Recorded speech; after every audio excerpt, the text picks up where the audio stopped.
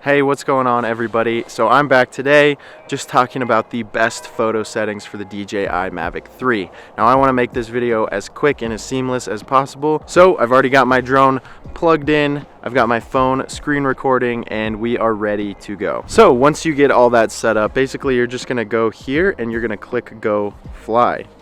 And all that's going to do is just bring you to your screen.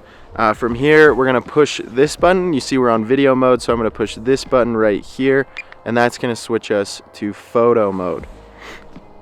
Now that we're in photo mode, we can tap these little three dots here in the corner, go over to camera, and that'll take us to our more in-depth photo settings. I will jump into ISO, aperture, and shutter speed here in a second, but for right now, I'm going to jump into these. So first off, format, I always prefer to shoot in RAW. RAW photos are always going to be easier to edit. They always have more information than JPEGs. So try shooting in RAW, and then when you go into Lightroom or whatever editing software you use, they should be a lot easier to edit. The colors should be a lot more variable, and it should allow you to kind of create a lot more artistic photos. Next up is a little bit of a personal preference thing. 4:3 versus 16:9. I personally prefer 16:9. I know Instagram is a 4/3, but for me, I like 16:9 just because I can crop it after the fact. And honestly, when I'm taking photos, a lot of what I'm doing is I'm stitching panoramas together. And I actually have a video on that if you want to go learn how to do that. It should be right up here. But I personally prefer 16:9. Again, just a personal preference kind of thing. Next up, we have anti-flicker. So that is available if you want it. Anti-flicker isn't something that I ever really worry about for photos. It's more of something I worry about for videos.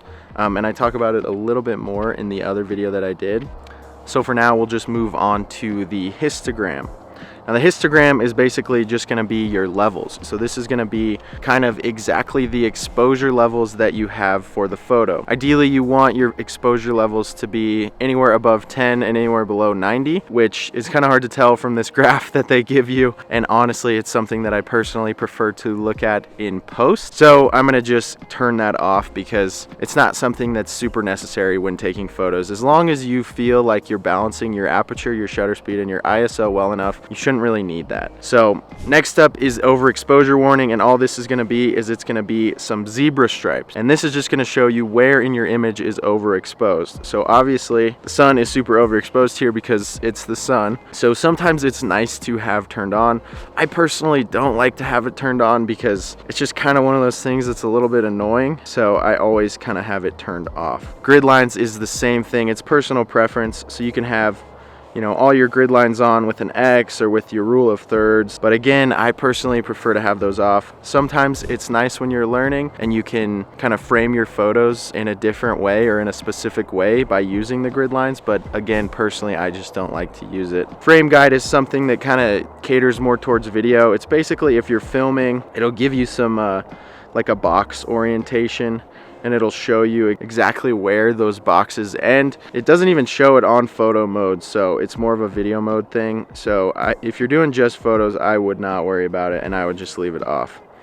Peaking level is another one of those things that you don't really need to worry about just because the DJI cameras are super good, and if something isn't in focus, you should just be able to look at it and tell. Because these cameras have such good dynamic range, it should keep a lot of stuff in focus, so you shouldn't really need peaking level, but it is something that if you really want to use it, it is there. Next up is white balance.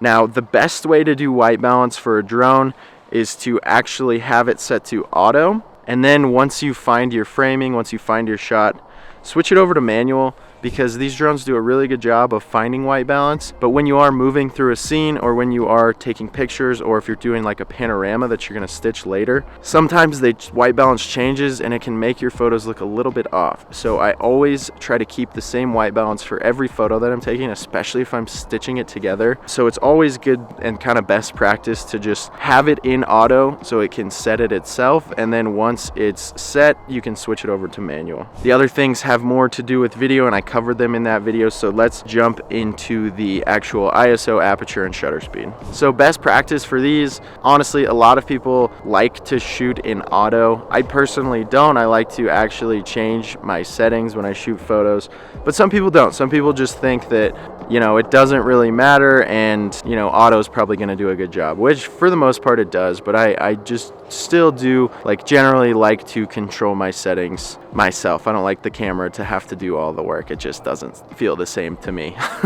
So when it comes to these settings, I generally do a top to bottom approach. And that means I change my ISO first, and when I change my ISO, I try to keep it as low as possible. So generally around ISO 100 is kind of where I'm aiming for. And then next I move on to my shutter speed. And for shutter speed, I try and keep it anywhere between 1/80 to 1/320 or 240 if I can.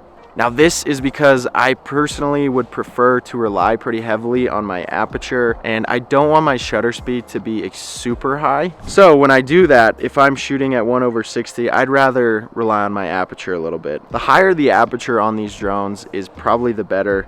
Anywhere from an 11 f-stop down to like a 7 is probably where your photos are going to be the most sharp. So I always kind of try and have my aperture be as not as high as possible, but to be a higher number, unless I absolutely need to change it down to 2.8 because I'm in a low lighting situation or something like that. But for the most part, I try and keep it generally high.